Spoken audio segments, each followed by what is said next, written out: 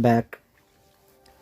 तो आज हम जो है वो 7वां दिन करने जा रहे हैं introduction to medical microbiology and immunology का। तो हमने सेक्शन स्टार्ट किया हुआ है बेसिक बैक्टीरियोलॉजी का, ठीक है। और उसके अंदर हमने जो स्ट्रक्चर ऑफ बैक्टीरियल सेल्स है ये चैप्टर लेकर चल रहे थे, ठीक है।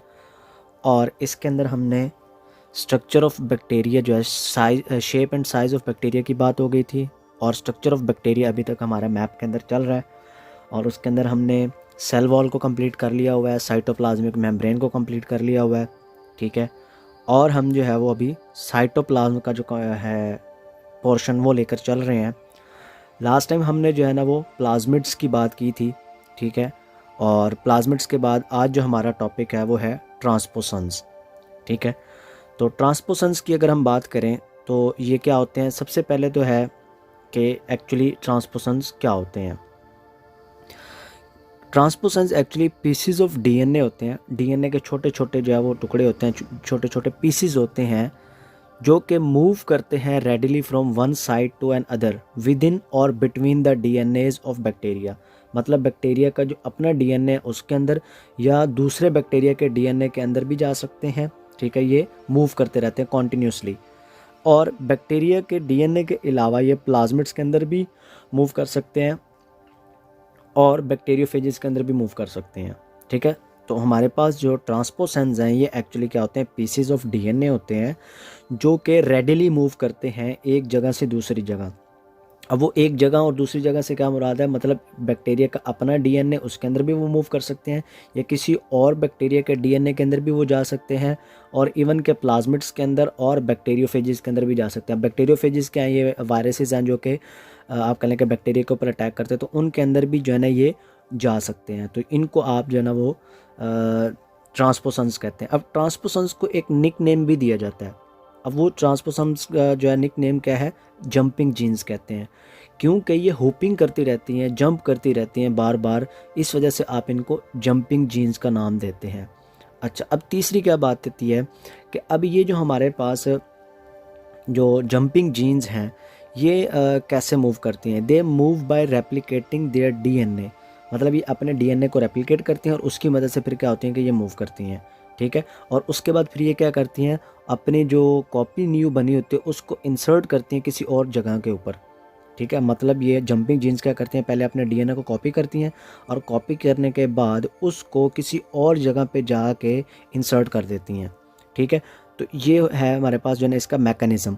अब मैकेनिज़्म के अंदर जो है ना वो क्या है कि इस तरह की जो जीन्स होंगी, मतलब जो ये वाला काम करेंगी सारा, ऐसी जो जीन्स होते हैं जो कि रेप्लिकेट करके अपने डीएनए को और फिर उसको इंसर्ट करें किसी और जगह के ऊपर जाके, तो इनको आप रेप्लिकेटिव ट्रांसपोसन्स कहते हैं, ठीक है, या रेप्लिकेटिव ट्रांसपोजिशन कहते हैं, ठीक है। रेप्लिकेटिव ट्रांसपोसन्स या ट्रांसपोजिशन जो है ना उसके लिए हम ये वर्ड यूज़ करते हैं, ठीक है। एक तो ये इनका मैकेनिज़्म है कि इस तरीके से जा सकते हैं। दूसरा जो है ना हमारे पास क्या होता है कि हमारे पास अदर जो होती हैं ना, जो आप कह लें कि जो ट्रांसपोसन्स होती हैं वो क्या करती हैं, वो एक साइज्ड होती हैं फ्रॉम वन साइड, मतलब एक साइड से कटती हैं रेप्लिकेट किए बगैर, विदाउट रेप्लिकेशन, ठीक है। रेप्लिकेशन के बगैर जो है ना वो क्या होती हैं, वहाँ से कट जाती हैं और उसके बाद फिर क्या होती हैं, वो इंसर्ट हो जाती हैं न्यू साइट के ऊपर, ठीक है। मतलब इसके अंदर वो अपने डीएनए को रेप्लिकेट नहीं कर रही, वहाँ से कट के और फिर जो वो दूसरी जगह पे जा रही हैं। तो इस तरह की जो हमारे पास ट्रांसपोजिशन होता है या ट्रांसपोसन्स होते हैं उसको आप डायरेक्ट ट्रांसपोजिशन कहते हैं या ट्रांसपोसन्स कहते हैं आप इनको। अच्छा, उसके बाद आगे चलें तो पांचवी क्या बात है इसके अंदर कि हमारे पास ये जो ट्रांसपोसन्स होते हैं एक्चुअली इनके पास क्या होता है, they can code for drug resistant enzymes, ठीक है। जो हमारे पास ड्रग रेजिस्टेंस एंजाइम्स होते हैं उनका कोड इनके अंदर पाया जा सकता है, या टॉक्सिन्स के कोड इनके अंदर हो सकते हैं, या वैरायटी ऑफ मेटाबॉलिक एंजाइम, मतलब दूसरे जो मेटाबॉलिक एंजाइम्स होते हैं उनके भी कोड्स इसके अंदर पाए जाते हैं। तो एक्चुअली ये डीएनए है, तो डीएनए के अंदर जाहिर सी बात है, या जीन्स हैं, जीन्स के अंदर तो किसी न किसी चीज़ का कोड होता है, या आप कह लें कि किसी एंजाइम बनाने का या किसी प्रोटीन बनाने का कोड होता है। तो एक्चुअली ये जो ट्रांसपोसन्स होते हैं इनके पास जो है ना ड्रग रेजिस्टेंस के एंजाइम्स के कोड हो सकते हैं या टॉक्सिन्स के कोड हो सकते हैं, जो कि फिर ये जब इनकी ट्रांसक्रिप्शन होती है तो ट्रांसक्रिप्शन के बाद आगे चल के जो है ना फिर ये वो एंजाइम्स बनाएंगे या प्रोटीन्स बनाएंगे, या वैरायटी ऑफ मेटाबॉलिक एंजाइम्स जो होते हैं उनके कोड भी इनके साथ पास जो है वो पाए जा सकते हैं। अच्छा, उसके बाद आगे चलें तो इसके अंदर जो छठी चीज़ आती है वो क्या है कि जो हमारे पास ट्रांसपोसन्स हैं ये म्यूटेशन भी काज कर सकते हैं, क्योंकि ये दूसरी जगह पे जाके किसी और डीएनए के अंदर जब वो इंसर्ट हो रहे हैं तो वहाँ पे जाके ये म्यूटेशन काज कर रहे हैं, क्योंकि वहाँ की जो सीक्वेंस होगी डीएनए की वो इनके इंसर्शन की वजह से चेंज हो जाएगी। ठीक है, तो ये हमारे पास जो है ना वो आप कह लें कि एक इसका एक इफ़ेक्ट ये होगा कि म्यूटेशन काज कर सकते हैं। और जब म्यूटेशन आएगी तो उसकी वजह से फिर क्या होगा, जो एक्सप्रेशन होगा, जो नियर बाई जीन्स हैं वो भी आल्टर हो जाएगा। वो जो एक्सप्रेशन है वो सारा का सारा जो क्या हो जाएगा, आप कह लें कि चेंज हो जाएगा। ठीक है। अच्छा, उसके बाद आगे चलें तो 7वें नंबर पर आती हैं कि हमारे पास ये जो ट्रांसपोसन्स है ना, इनकी कुछ डोमेन्स होती हैं। ठीक है, इनके अंदर कुछ डोमेन्स पाई जाती हैं। अब अगर हम देखें तो 4 जो है ना इसके अंदर आइडेंटिफाइबल डोमेन्स हैं। ट्रांसपोसन्स के अंदर जो है ना वो 4 डोमेन्स होते हैं जिनको हम आसानी से आइडेंटिफाई कर सकते हैं। अब वो 4 डोमेन्स कौन कौन से हैं? सबसे पहली डोमेन की अगर हम बात करें तो पहली जो डोमेन है वो कौन सी है? On each and a short DNA sequence of inverted repeats, मतलब हर एक जो ट्रांसपोसन्स होती है उसके एक एंड के ऊपर एक हमारे पास शॉर्ट डीएनए की सीक्वेंस पाई जाती है इन्वर्टेड रिपीट्स के फॉर्म में। मतलब उसकी जो रिपीट्स होती हैं ना वो इन्वर्टेड होती हैं, और which are involve in the integration of transposons into the recipient DNA.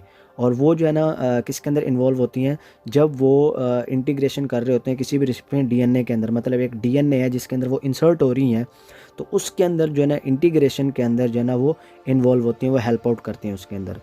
ठीक है, एक तो डोमेन ये होगी कि जो कि हर एक जो है वो एंड के ऊपर जो है ये पाई जा सकती है डीएनए की जो सीक्वेंस होती है ट्रांसपोसन्स के अंदर, तो ये एक डोमेन होगी।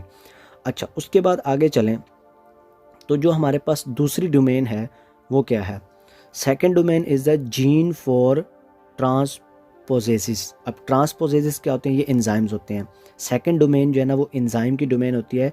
मतलब वो जब ट्रांसक्राइब होगी तो उससे एक एंजाइम बनेगा, और वो जो एंजाइम है वो फिर आगे क्या करेगा, वो एंजाइम हेल्प करेगा एक्ससीजन के अंदर और इंटीग्रेशन प्रोसेस के अंदर।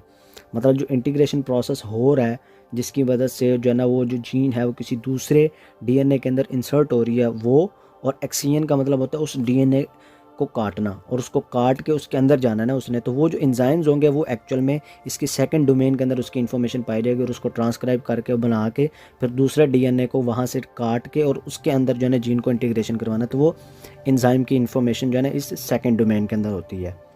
अच्छा, अब जो हमारे पास थर्ड डोमेन आती है वो क्या है? थर्ड रीजन जो है ना जीन का, that is for the repressor that regulates the synthesis of both the transposase and protein encoded by fourth domain. ठीक है, तो हमारे पास जो थर्ड रीजन होता है या थर्ड जो डोमेन होती है वो एक्चुअल में क्या होती है? एक रिप्रेसर होती है। और रिप्रेसर क्या करती है? वो रेगुलेट करती है किस चीज़ की सिंथेसिस को? ट्रांसपोजेसिस और कुछ प्रोटीन जो कि फोर्थ डोमेन बना रही है। अब फोर्थ डोमेन हम उसके अंदर देखते हैं कि क्या क्या है। तो ये उनकी जो आप कह लें कि सिंथेसिस है उसको रेगुलेट करती है। ठीक है, और उसको जो है ना आप कह लो कि रिप्रेस भी करती है।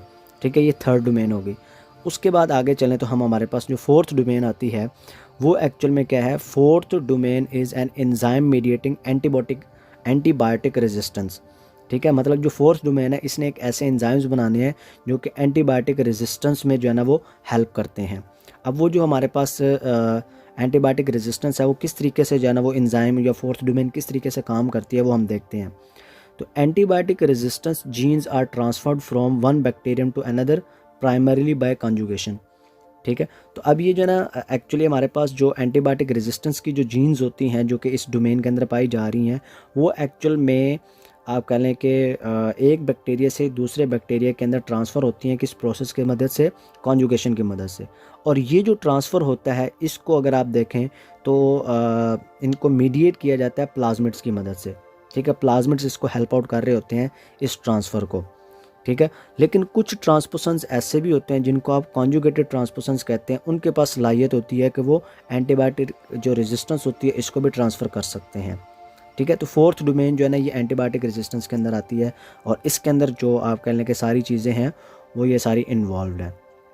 अच्छा, उसके बाद आगे चलें तो हमारे पास जो है ये 4 डोमेन्स होगी। 4 डोमेन्स के बाद आगे हमारे पास 8वीं जो चीज़ आती है इसके अंदर वो है रेप्लिकेशन, कि ये जो डोमेन्स हैं ये किस तरीके से रेप्लिकेट करती हैं, या ये ट्रांसपोसन्स जो है ना ये किस तरीके से रेप्लिकेट करते हैं। तो नंबर 1 पे क्या बात आती है इसके अंदर कि इन कॉन्ट्रास्ट टू प्लाज्मिड्स, मतलब प्लाज्मिड्स का अगर आप कंपैरिजन करें इसके साथ या बैक्टीरियल वायरसेस का कंपैरिजन करें तो transposons are not capable of independent replication, मतलब ये खुद से रेप्लिकेशन नहीं कर सकते। ट्रांसपोसन्स जो है ना ये खुद से रेप्लिकेट नहीं कर सकती।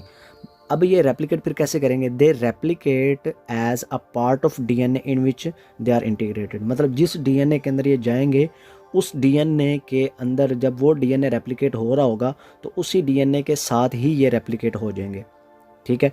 अच्छा, उसके बाद तीसरी क्या बात है कि more than one transposons can be located in the DNA, कि एक डीएनए जो है उसके अंदर एक से ज़्यादा ट्रांसपोसन्स पाए जा सकते हैं, ठीक है। एक से ज़्यादा ट्रांसपोसन्स जो है ना वो एक डीएनए के अंदर हो सकते हैं। तो ये 3 बातें इसके अंदर रेप्लिकेशन की थी, ठीक है। अच्छा, उसके बाद आगे चलें तो रेप्लिकेशन के बाद कुछ जो है वो डेफिनेशंस आपको आ सकती है कि इंसर्शन सीक्वेंसेस क्या होती हैं, ठीक है। तो इंसर्शन सीक्वेंस की अगर हम बात करें तो ये क्या है, insertion sequence are type of transposons, ठीक है। ये जो है ना क्या होते हैं, ट्रांसपोसन्स की जो है वो टाइप्स होती हैं दैट हैज़ फीवर बेसिस, मतलब चंद एक जो है ना वो बेसिस पाए जाते हैं, बहुत थोड़ी सी बेसिस होते हैं जिसमें 800 से लेके 1500 तक जो है ना बेस पेयर्स पाई जाती हैं। तो इंसर्शन सीक्वेंस जो है ना ये भी टाइप ऑफ ट्रांसपोसन्स होते हैं जिनके अंदर जो है ना बेस पेयर्स की तादाद बहुत ही कम होती है, और they do not code for their on integration enzyme. अब इनके अंदर जो है ना वो अगर आप देखें तो जो इंसर्शन सीक्वेंसेस होती हैं जो कि स्टार्टिंग में आती हैं इनके अंदर किसी भी इंटीग्रेशन एंजाइम का जो है कोड नहीं पाया जाता। हमने ये भी बात की थी इंसर्शन सीक्वेंसेस जो है ना शुरू में जो कहा था ना कि पहली जो डोमेन आ रही थी उसके अंदर जो है ना वो इन्वर्टेड रिपीट्स होती हैं, तो वो इन्वर्टेड रिपीट्स एक्चुअल में इंसर्शन सीक्वेंसेस होती हैं, ठीक है। तो ये एक्चुअली किसी भी एंजाइम के जो है ना इंटीग्रेशन की कोई भी इंफॉर्मेशन इनके पास नहीं होती। अच्छा, उसके बाद आगे चलें तो हमारे पास जो तीसरी चीज़ आती है इसके अंदर वो क्या है, दे कैन काज म्यूटेशन, ये म्यूटेशन काज कर सकती हैं at the site of integration, जहाँ पे ये आके अटैच होंगी, मतलब डीएनए के अंदर जिसके अंदर जाके इंसर्ट हो रही हैं, तो जहाँ पे इंसर्शन हो रही होगी वहाँ पे ये म्यूटेशन काज करेंगी। And can be found in multiple copies, और ये इनकी काफ़ी ज़्यादा मल्टीपल कॉपीज़ हो सकती हैं at the end of larger transposons units.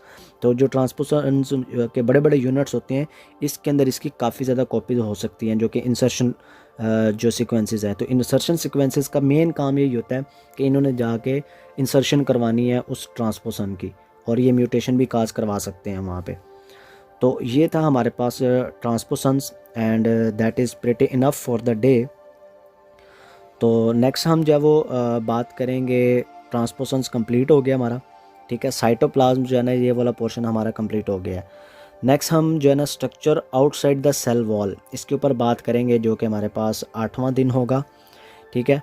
और इसमें किसी भी टाइप का कोई क्वेश्चन हो तो वो लाजमी करें, कमेंट्स में पूछ लें अगर कोई भी, और अगर मुझसे कोई गलती हुई है तो वो लाजमी आप मेंशन करें क्योंकि गलती से ही इंसान सीखता है, ठीक है। और जो नए आने वाले स्टूडेंट्स हैं वो चैनल को सब्सक्राइब कर लें और वीडियो को भी लाइक करते हैं और दूसरों के साथ शेयर करें, और जाहिर सी बात है शेयरिंग से जो है वो इल्म और ज़्यादा बढ़ता है, ठीक है। और जिन लोगों ने अभी ज्वाइन किया वो पिछली वीडियोस भी देखें क्योंकि हम पूरा एक मैप लेकर चल रहे हैं और पूरा जो है ना वो हम माइक्रोबायोलॉजी की पूरे जो है वो बुक को एक्सप्लोर करेंगे। और यहाँ पे एक चीज़ और मैं मेंशन करना चाहूँगा कि ये जो हम मैप लेके चल रहे हैं ये अकॉर्डिंग टू लैंच की एक बुक है लेविंसन, ठीक है, माइक्रोबायोलॉजी की। तो वहाँ से ये मैप इसका जो है वो मैं बना रहा हूँ, और अगर आप बुक पढ़ना चाहते हैं तो वही आप बुक पढ़ें क्योंकि ये मैप जो है वो उस बुक के हिसाब से है। तो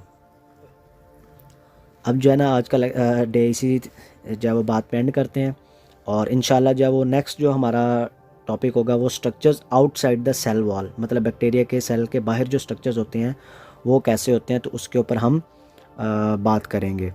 तो अपना ढेर सारा ख्याल रखिएगा, दुआओं में याद रखिएगा। मिलते हैं जो है ना हम अगले जो है ना वो एक डे के अंदर जो कि होगा हमारे पास structures outside the cell wall. Okay, अल्लाह हाफिज़।